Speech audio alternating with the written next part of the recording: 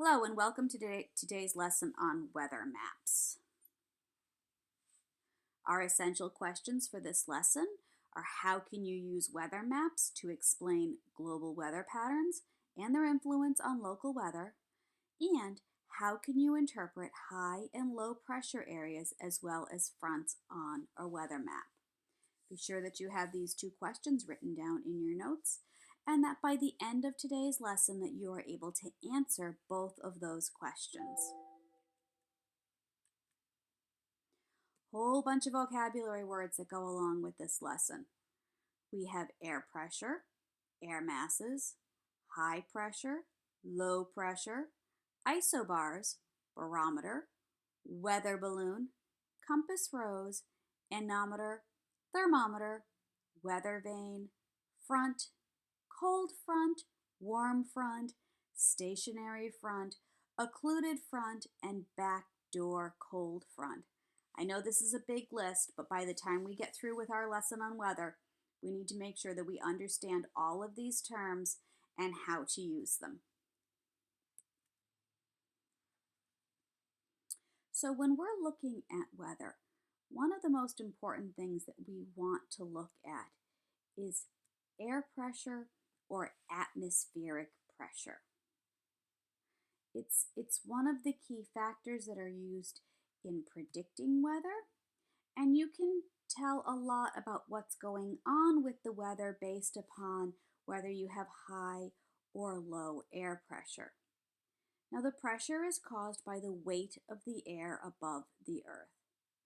We've got a little picture over on the side that shows a 1 square inch column of air, and even though air is a gas, it's pulled down by gravity, and so the amount of space that's taken up by those same number of molecules will tell you how much pressure is in the air at that point in time.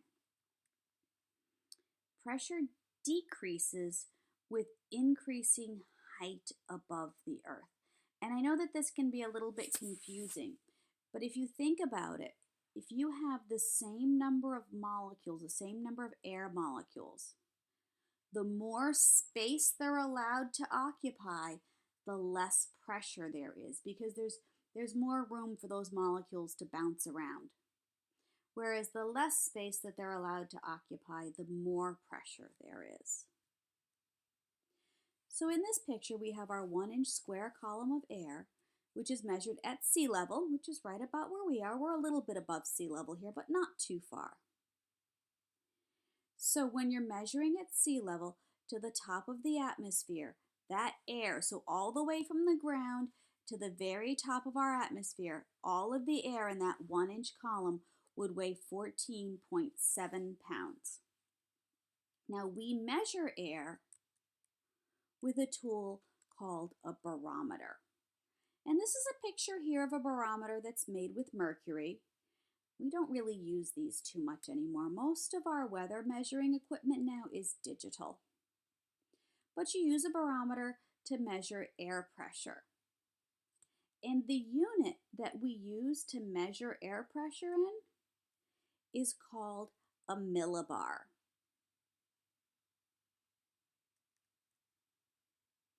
The average barometric pressure at sea level is about 1,013 millibars, or about 29.9 inches of mercury. And inches of mercury is abbreviated as Hg.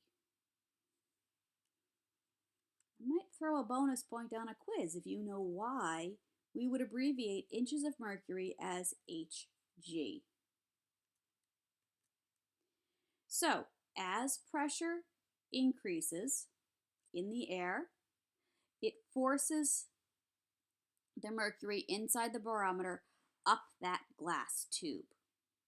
You can see in the picture, the air pressure presses down on the mercury in the reservoir on the bottom, which will force the mercury up the glass tube. Hence, when we talk about pressure being in inches of mercury.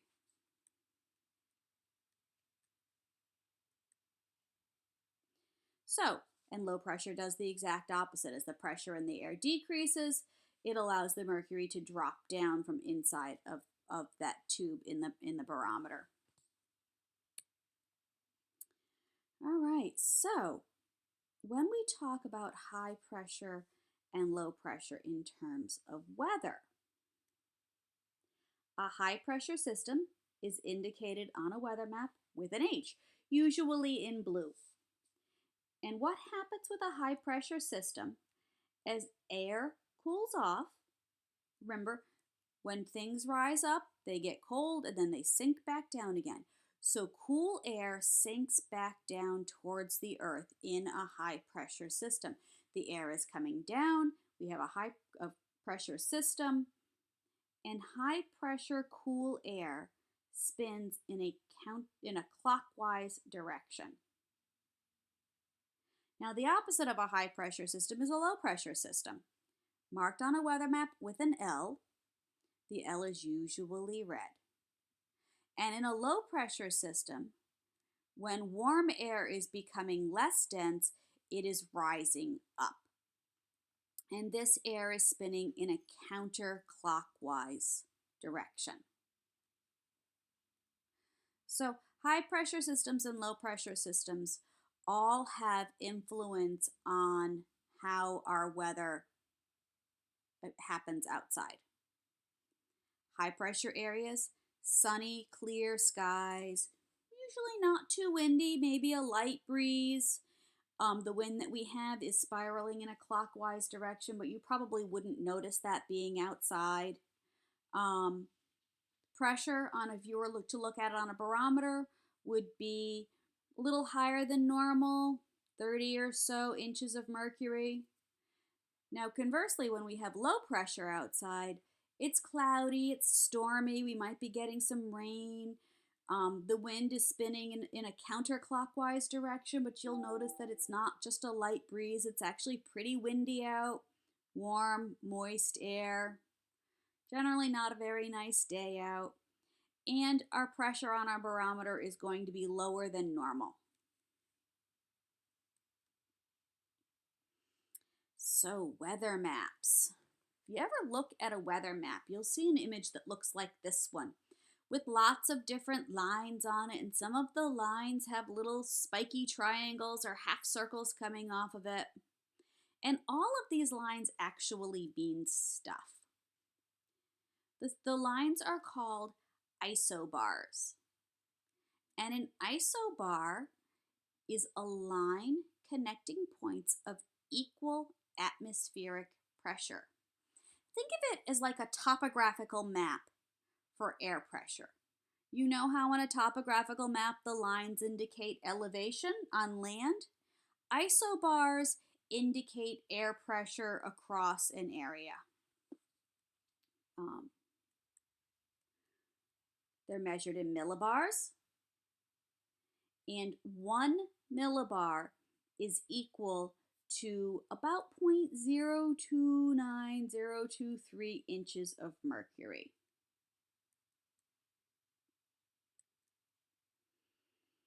So we know that sometimes we have some pretty serious storms out there. We've got a picture of a tornado and a hurricane here. These are both low pressure storms. And the pressure can drop pretty low in these storms, especially in tornadoes. In a tornado, it can drop to 25 inches of mercury. Hurricanes can be down to 26. Tornadoes could possibly be the lowest recorded air pressures. We don't get very many tornadoes around here.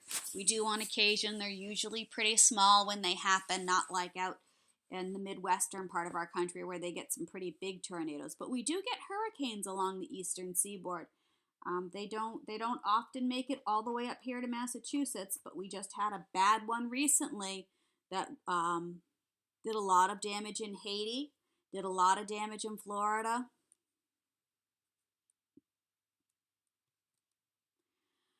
All right, weather maps. We've all watched the weather on the news, and there's a lot of things going on a weather map. But the one thing that we want to pay attention to right now are the air masses. Now, an air mass is defined as a large body of air that has relatively uniform temperature and humidity. Remember, by uniform, we mean that it's all basically the same. There are two places that these air masses can originate: over land and over water. Sometimes you'll hear the term continental for an air mass that develops over land, and you'll hear the term maritime for an air mass that develops over water. So cold air masses tend to approach from the north or the northwest. This is important to remember because a little later on we're going to talk about a special kind of cold air mass that doesn't do that. But typically cold air comes from the north or the northwest, which for us is Canada, whereas warm air masses tend to come from the south or the southeast. So, we know about these weather fronts, but how exactly do they move? Got a picture over to the side here that talks about warm fronts and cold fronts and the occlusion front, which we're going to talk about as well.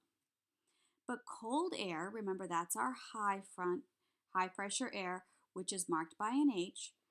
Cold fronts are more dense, and so they move towards areas that are less dense, which are our low pressure areas. So cooler, more dense air moves towards warm, moist, less dense air. High pressure areas move towards low pressure areas. In the little picture of the kids on the seesaw here, we have kids down in the high pressure area. Two of them are representing the wind running towards the low pressure area. So high goes to low.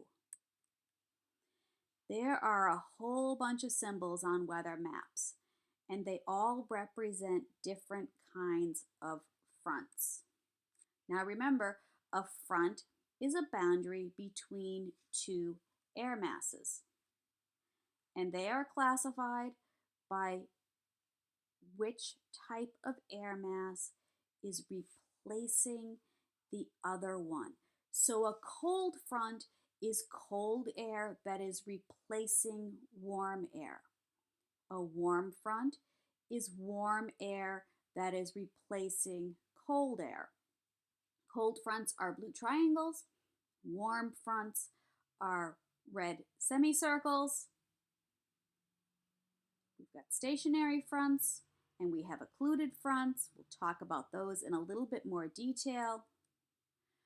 But the one thing I want you to remember is that these symbols are pointing in the direction the front is moving in. So if you were looking at a weather map and you saw a line of a cold front, those triangles are going to be pointing in the direction that the cold front is moving in. All right, so here's a picture of a cold front.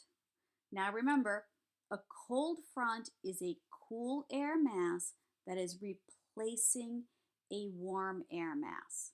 So the air that's moving in is cold and it's replacing warm air. The air that is behind the front, now remember the front is the edge of the air mass. The air that is behind the front is colder and drier. So the air that's moving in is colder and drier. When a cold front moves in, our pressure increases. And the warm, moist air that is being replaced is pushed up and over the cold air. Now think about what happens to moisture, to water vapor, to warm water vapor when it cools down. It condenses, and that gives us thunderstorms. So when you have a cold front moving in and it's replacing a warm front, we get lots of showers and thunderstorms right along the front edge of that front. This happens to us a lot in the summertime here. Now, next up is a warm front. So remember, a warm front is a warm air mass that is replacing a cold air mass.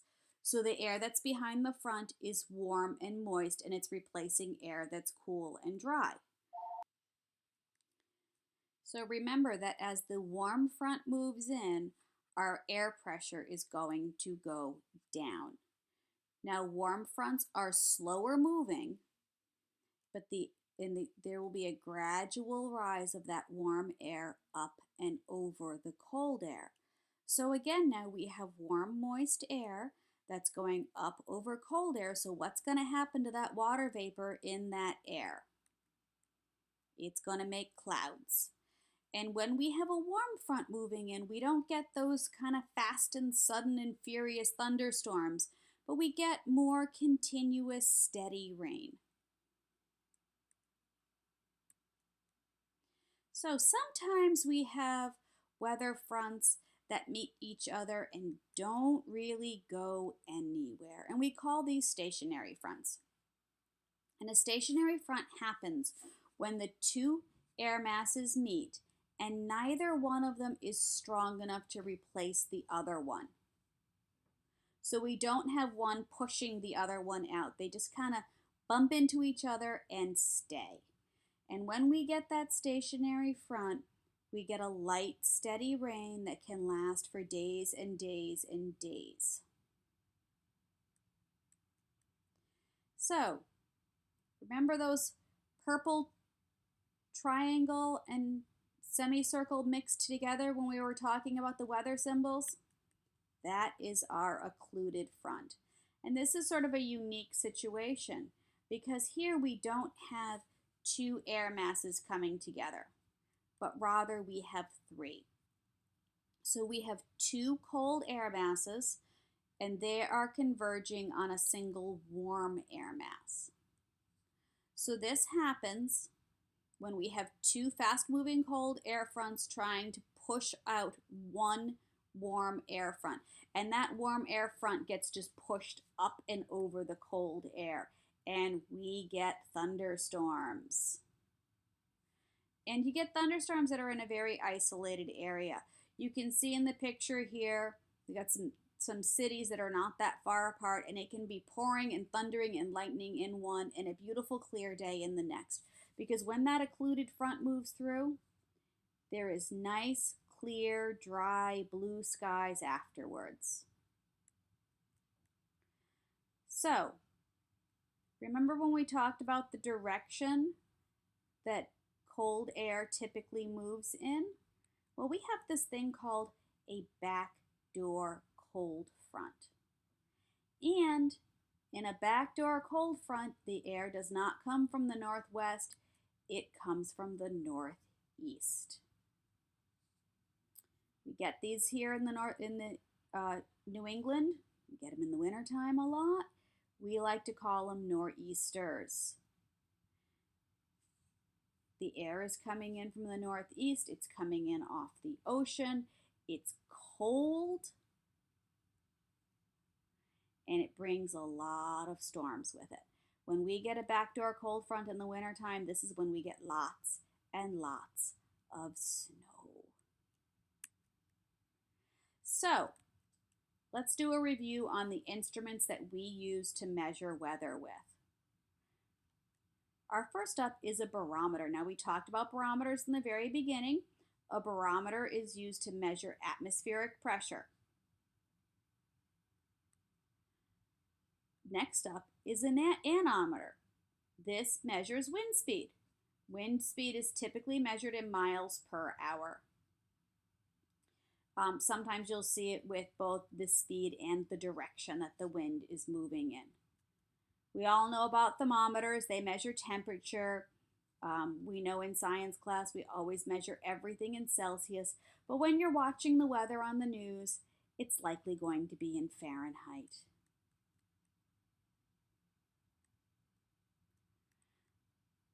Some more weather instruments, although one we likely won't use, but weather balloons. Weather balloons are used to carry instruments much farther up into the atmosphere so we can see what's going on way up high. And so uh, scientists will put all sorts of equipment into a weather balloon, carry it all, so it will carry it up to a high altitude. You can get pressure and temperature and the wind speed because it can be very different at a high altitude than where it is here at sea level. The compass rose. You just need to know what direction the wind is blowing in, and without a compass, you do not know what direction things are moving in. A weather vane is another tool that can be used to measure wind direction. The weather vane will spin around depending on what direction the wind is pointing in. Alrighty, so that ends our lesson on weather. So do you think that now you would be able to use a weather map showing high and low pressure fronts to explain how air moves, how global air moves, and then how that weather, the air movement affects your local weather?